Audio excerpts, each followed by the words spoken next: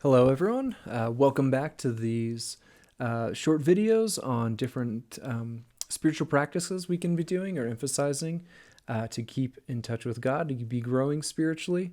This video, I'm going to talk about the bit vague idea of worship, which is the first of these videos for a reason. We think that worship is the foundation. In some ways, it is the practice or the attitude that kind of combines everything. So we're going to start with worship in these videos.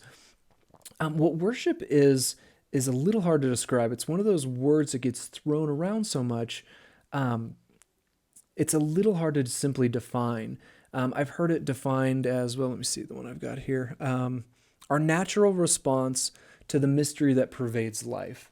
Another definition I've heard is a long, loving look at the real. Those are very beautiful.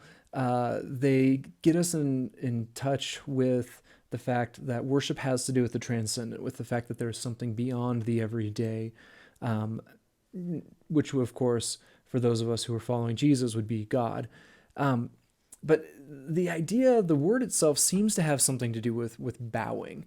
The word, obviously, that was how you paid homage. You bow down before a king. And I think that's the idea that's being worked at. But I think the idea of worship has to do with connecting with God and putting ourselves at his disposal, of bowing down, of obeying, of recognizing he is greater and grander and smarter and more powerful, more worth loving than we are. And you can see I'm having a little trouble defining it because I think worship is a little bit hard to define, but I do think it's at the core of who we are and what we do, because if worship is those things which cause us to submit to God, to admit his greatness and some of our own finiteness, smallness, you can see it could be just about anything. But it could also be next to nothing, because the idea of what I think we're trying to get at in worship is we can use anything to connect ourselves with God. We can use the meals we eat. We can use exercise. We can use our work. We can use the things we enjoy. We can use a hike in nature, enjoying good art. All those things can be worshipful, just like going to a church worship service can be worshipful. Or they can all be things that we just take in and enjoy. I think what truly makes worship is the attitude of our heart. Are we, in fact, using this to aim our will, our lives, our love at God, and admit we are smaller, admit that we need him and that he can run our lives better than we can? So kind of the traditional ways of doing worship is, yes, we need to be doing some of these things where we are focusing our interior life on him. That's going to be things like prayer and solitude, reading the Bible and study, all of which are things we'll cover in these videos. Another very common one is, of course, doing these things communally. Most churches are going to have something or other they call a worship service. Ours is, we call the sacred gathering, because we're trying to describe very literally what we're trying to do. But the idea is this isn't just something you can do on your own, although we should be worshiping on our own. We should be worshiping every day in everything. But we all seem to need some kind of a practice. To practice, one of the things we admit we're doing is we get together with other people to remind one another of our identity as people who are part of the family of God. We get together to practice worshiping together. And so a lot of worship services will have things like song.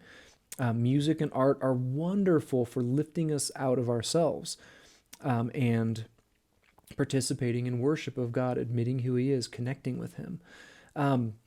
They almost always will invite prayer. A lot of the time they'll invite interpretation of scripture. They'll involve things like the sacraments, symbols that talk about spiritual depth, whether that's baptism or the Lord's Supper. If these things are not familiar to you, I would say don't worry about it. We will be talking about a lot of these in these videos. But the idea is training together in these kind of communal senses. All of these are very everyday things. These are all things we can do on our own. But we weekly or sometimes more than once a week, get together and remind one another of what it means to worship so we can carry it back to our everyday lives. So I start with this kind of vague video. I'm just saying the baseline of our spiritual lives needs to be connecting with God, submitting to God, recognizing He is God and we are not. There's a million ways to do that. Almost anything can be worship, but I think our individual lives and the worship that should be seen there is almost always going to have to be practiced and experienced in the midst of other people. And so I think there's no way around being part of a community and participating on a pretty regular basis in some kind of communal worship, which we can then translate into the everyday, into our normal lives. So sorry, this one was kind of vague, but I think getting our minds around worship will be easier as we continue to look in these videos. And then I'll get to kind of the nuts and bolts in the next one of these.